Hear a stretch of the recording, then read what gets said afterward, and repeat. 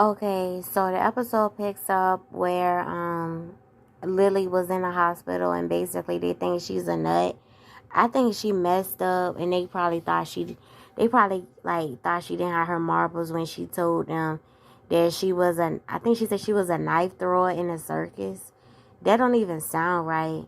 Um I'm not sure how that kind of stuff going to hospitals. I'm not sure if they really are that suspect over gunshot wounds. I've seen it happen in a couple of shows where they say how people been shot and they ask a lot of questions. I'm not sure if that's in real life, like the fact that hospitals can hold you or um I'm not sure how that go. I remember on All the Queensmen when they tried to get the bullet out of Madam nephew before they went to the hospital. I wonder, is that in real life? Like, do people really be scared to go to the hospital when they've been shot because the people gonna ask questions? Like, it seemed like to me you would just try to get some help, but basically they trying to hold her because they think she's a danger to herself. It's different from me because I would take this as a scapegoat.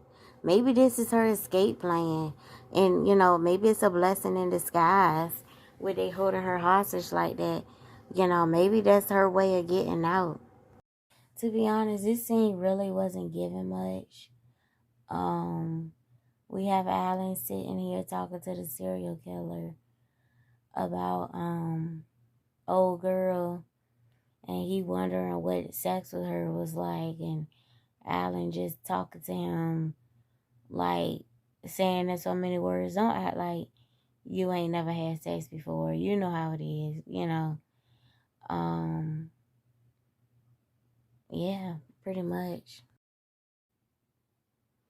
When I tell y'all, if people cannot find anything else, they will find some audacity. How dare you sit at the table and tell this lady, basically you threatening her saying if she do it, you gonna retaliate. First of all, you started it. I hate people like that. Sam was my favorite at first. I always thought he was nice looking. But to be honest, when I saw him and Victoria doing it, them back shots was kind of weak. So it kind of was a disappointment. So ever since I saw him with them back shots, that was real corny to me. I said to myself, she fiending over that mess? Okay. To be honest, like I told y'all, Richard and Nancy had a better sex scene than anything else. I didn't expect Richard seemed like he's a lot more passionate. I like stuff like that. Like he seemed like he more how your toes curly. Very much so. But what was I saying? Um yeah, how you gonna sit at the table and basically threaten this lady when you started it? And then you gotta I couldn't believe he came and sat down at his table like she did something wrong by going to dinner with Bobby when you had sex with her, Victoria, and you didn't even tell her. Like, she had to find out from the serial killer. It's the audacity for me. So, Cal on the phone with Donald, they catching up, and he basically just telling him that him and Max about to do like a little play boxing match. Wait, sidebar. You remember when Donald had said in this scene when he was on the phone with Cal, how he said, are y'all naked? It just goes to show you never could tell with some of these men because he was married to a whole woman. You would think he was heterosexual, and the whole time he fantasized about a man. Talking about, are y'all naked? He was excited when he said that too. That's why I always say, just because a man is married, that don't mean he doesn't have feelings for the same sex.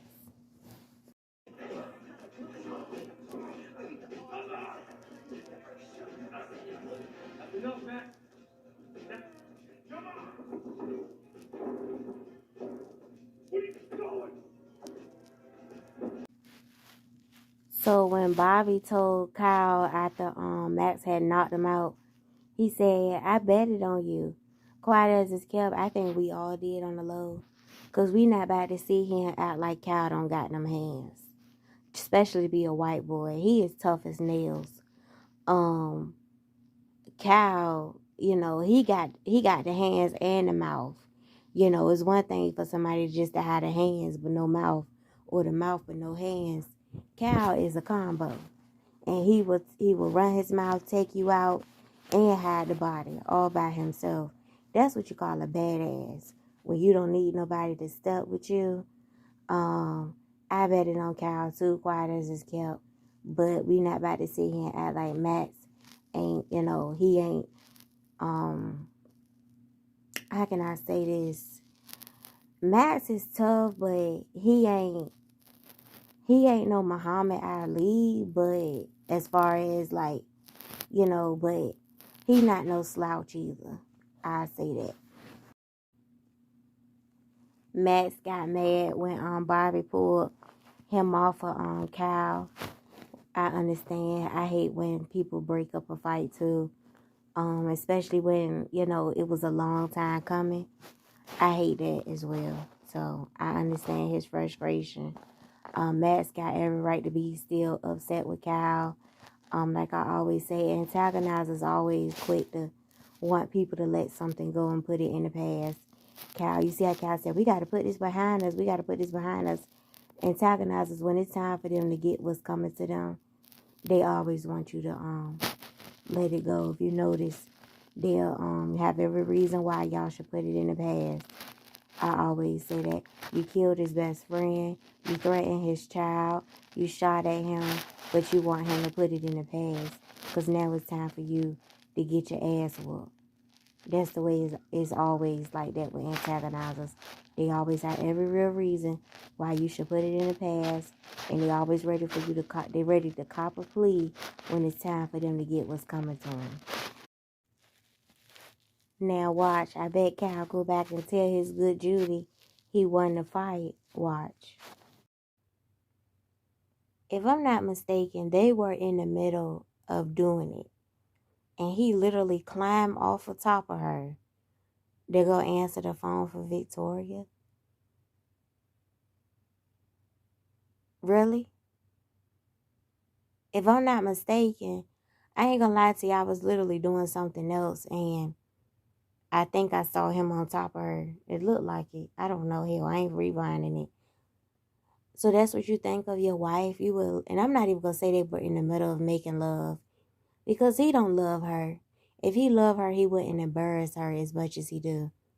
You literally got finished doing what you were doing to go talk to Victoria. That's what you think of your wife. Y'all, this wife is a class act. He got a good woman here, got his back, knows how to conduct herself, handles business, and he cheats on her with Victoria. Which we not about to act like Victoria ain't SHIT as far as her, her being able to, okay, this woman is a class act. I would love to know how she gonna spend this. I tip my hat to her because she was able to like hold her composure and keep it together. But me, I would have went off. I would have felt hurt. I would have felt betrayed. He lied to you. He cheating on you. And it's one thing to cheat on somebody with somebody in the community, which that's already a no-go. But I think it's a double sword when it's an enemy. That really gotta hurt times 10. I don't tolerate cheating. And I wonder, is this his first time cheating on her? Because she held it together for it to be, I wonder, is it like this something that's usual for him? Like I said before, he worse than Hunter and Cal and them because at least they don't hide who they are. He's a wolf in sheep's clothing. She better than me because there's no way I could have slept in that bed after I found it out. Because in my mind, I would be saying, I wonder, has somebody been in our bed? Has somebody been in our home? If he could lie like that long, there's no telling what else he been lying about. She deserves so much more. She deserves better. I would be so hurt at that point. Like, I would have been going off. And she walked away from the door so calmly, sat down on the bed so calmly, spoke with him so calmly, and rolled over like just so calmly. I would love to know how she's finished, because even before we saw her go to the door, I was saying in my head, I hope she made hell rain down on him. You know, whew, I ain't gonna lie, stuff like this, when you hear about women taking the kids from the man and stuff like that, stuff like this, I can't say that if a woman take the kids away from a man, she's a bad person. Because when you hear people say, leave the kids out of it, that's between y'all should be able to co-parent. I wouldn't blame her if she pack all her stuff and pack the kids' stuff and just leave and deal with him through the courts, because I wouldn't blame him, because people can always say, oh, you got to think about the family, you got to think about the kids. But was he thinking about the family when he had her apologize to this woman, sit at a dinner table with this woman, um, play nice with this woman? He had her apologize to her knowing that he was sleeping with her. Remember on the other season when he kept saying, you need to go meet Victoria, you need to go meet Victoria, knowing that, he was doing that. Basically, you had her sitting in this lady face, knowing that you was up in this lady business, if you know what I mean. And then you come make love to her or have sex with her, knowing that you was having sex with that other lady. And think about it, they husband and wife, so 9 times out of 10, they not using no protection. Which I'm sure he's using protection with Victoria. I would hope he is. But either way, that's wrong. He did that lady dirty. I hope, you know what she need to do? You remember the movie called This Christmas? She need to do it. I think her name was Regina Hall, the one that was sleeping with that man, and then she found out he was doing her dirty. What she do? She waited till he got out the shower, and she pulled some oil on the floor, and then she beat him with the belt. That's what she need to do to him. She need to do something like that to him. Some hot grits and everything else. She need to get his ass. And I would torture his ass. I would bring him to his knees, because that was so wrong on so many levels. I don't like how Priscilla is selling herself short. I don't believe in the whole you cheat, so I'm gonna go cheat, because I feel like it's a lot going on out here, and you never know what people got going on. I feel like if Priscilla is done with him, she just need to be done with him. Don't do the whole, I'm gonna hurt you just as much as you hurt me. If that's the case, y'all just don't need to be together. That's just the way I feel. I feel that Priscilla can do better if she feel like Sam is not what she's looking for anymore. Sometimes people grow apart. You hear about it all the time. Priscilla ain't a bad looking person. She not a bad person. She can find somebody that's more on her level if she feel like Sam not fitting the bill no more. Sam don't seem like a bad person at all. But Sam is not faithful.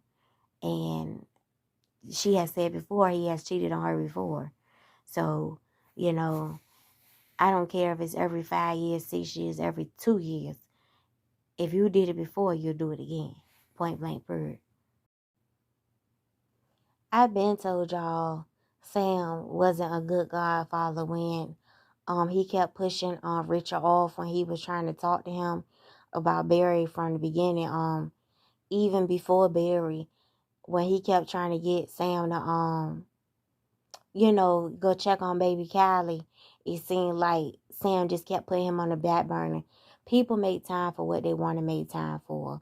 But I can't even say, when Sam had beat Richard up in the lawn, I can't even say that, I can't even say, well, after they fought, it just wasn't the same, because even before then, Richard's embarrassed and like they were trying to get him to call the dogs, like to go get the grandbaby. And, it seemed like he really wasn't sweating it. It seemed like it was always something with him. But I can say, if Barry is like his grandchild. I mean, his godchild. Technically, baby Callie is like his god niece, if that makes sense. I don't know if it's a such thing, but like I always say, even in real life, be careful who you make the godparents of your child, because everybody ain't gonna be that person you think they are. In the beginning, you see all the time people, my goddaughter, my goddaughter. And then by the time the person 14, 15, you ask them, you heard from your godmama, girl? I ain't seen that lady since da da da da. You know, it happens all the time. I don't have any godchildren, but I always said, you know, if I had a goddaughter, a godson, I would be so in tune with that child, like put me on emergency contact. Like, you know how at school, that's what a godparent's supposed to do. For required as it's kept, a godparent is supposed to step in when if you know, God forbid, when the parents are no longer around, if you know what I mean. That's really what a godparent's supposed to do. A godparent is really supposed to be heaven sent. If you know, people take that title because it sounds cute. My godchild, my God, you know, this and that and third. But I don't think a lot of people really take it seriously. As they, you know, proclaim the person that you may have heard me even say in some of my videos, my godmother, God rest her soul, my godmother. She wasn't even my godmother from birth. This was somebody that I started calling my godmother as I got older, because she was always there. So, you know, be careful who you let this be a little hint or a little, you know, lesson, because stuff like this just don't happen on TV.